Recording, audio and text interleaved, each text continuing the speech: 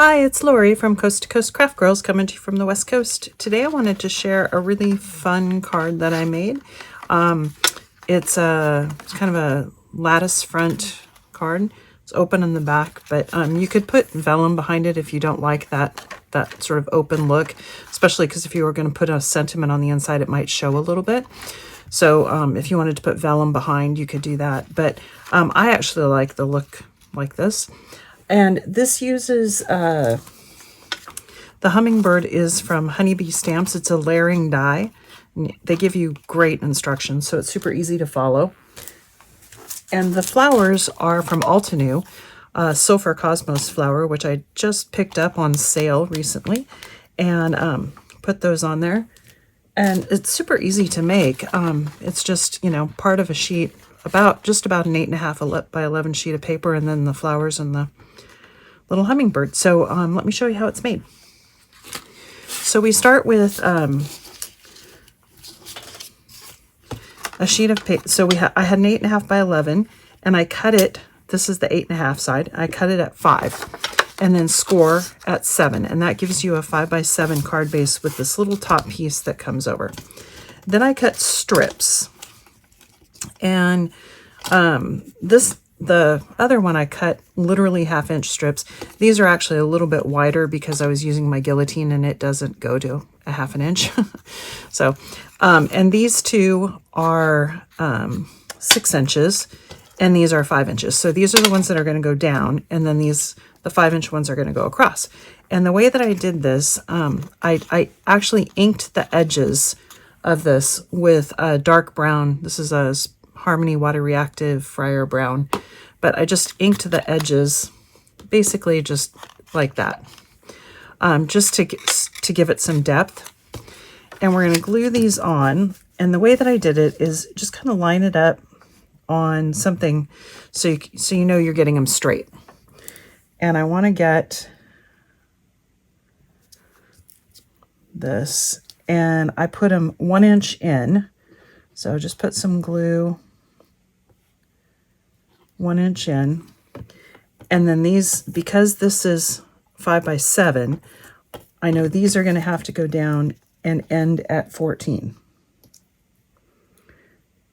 And so that's where, if you use a glass mat or something with, a grid underneath, it becomes quite easy to get them on there straight and at the right size. So just lay them on so that they're just like that. And I don't mind that they're up here because I'm going to put a strip of card on there, and my flowers and foliage and stuff are going to go up there anyway. So now I'm going to take that same approach, but I'm going to put one right at the bottom, because you want one at the bottom so your card stands up. And you want to make sure that you get it right even with the bottom of these strips and even on the sides with your card. I mean, you could trim it afterwards, but it's pretty easy to do if you use like a glass mat or something. Oops. And then you basically are just gonna kind of pick a different, those are 1/4 inch apart, and I think I'm gonna put them just a little bit closer than that, so that I don't have quite as wide of a gap. And so you can measure them or not, and depending on how close together you put them is how many you need. So these are about 1/8 of an inch apart, and we'll see how many I use. See if I need to cut any more. With a 1/4 inch apart, I used 1, 2, 3, 4, 8 strips that were 1/2 inch wide and a 1/4 inch apart.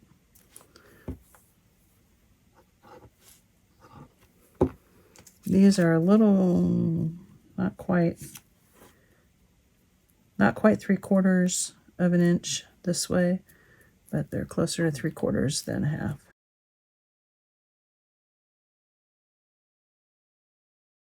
And then I'm going to put one right up here. just to kind of finish off that edge. And like I said, there's those pieces sticking out. I don't really care. If that, I'm going to cover them up with foliage and flowers. If you care, you could put another strip on top of that, just to cover it up. And then that's essentially your card, and then you just decorate. So I did again, the same flower, these Altenew Craft a Flower Sulfur Cosmos, and they have great instructions on the back. And what I did is I cut these out of orange, and then I took a red, which is the water reactive Chinese red by Spectrum Noir, and I inked from the center out of each petal.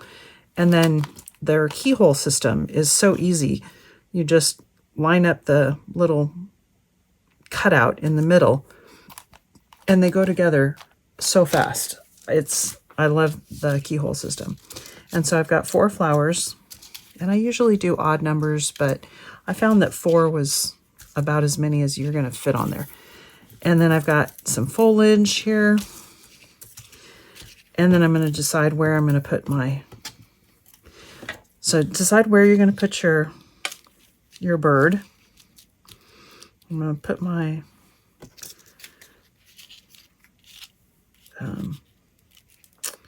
hummingbird, that's what it's called, right about there.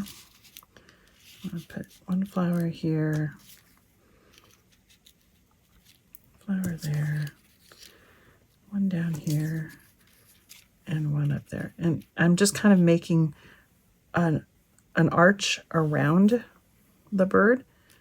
I'm going to take the hummingbird out and go ahead. And I'm just going to essentially put glue in the middle.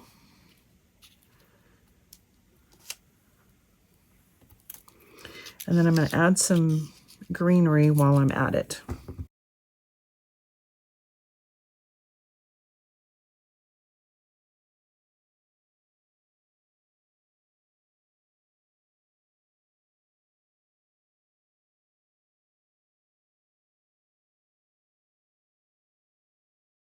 Then I'm going to put my hummingbird right in there, and I raised it up on a little bit of foam. On the other one, I'm just going to use my 3D glue gel on this one, and I don't want to get any glue gel where he's not going to be, so I'm going to use my pencil and just kind of mark.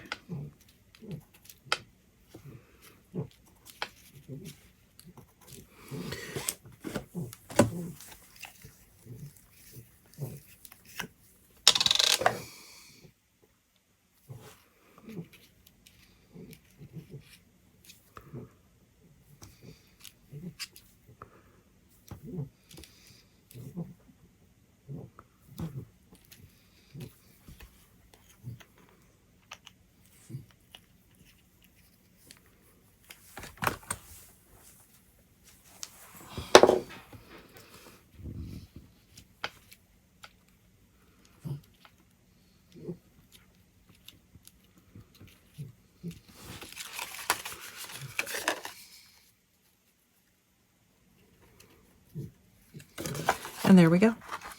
And that's my card. I'm going to put that leaf behind my hummingbird. And there's your card. You're all done. This craft card is not quite as strong as the white cardstock that I had, so I may put a sheet of acetate underneath there just to give it some strength. I would definitely recommend a heavier weight cardstock. The white cardstock that I had is about 300 GSM, or about 110 pound cardstock. This is like 80 pound cardstock, and it's just a little bit flimsy. It's not bad. It'll still stand up, but I think I'm going to put a sheet of acetate on the back of that just to help it stand up. But love how that came out. Hope you like that. Thanks for watching.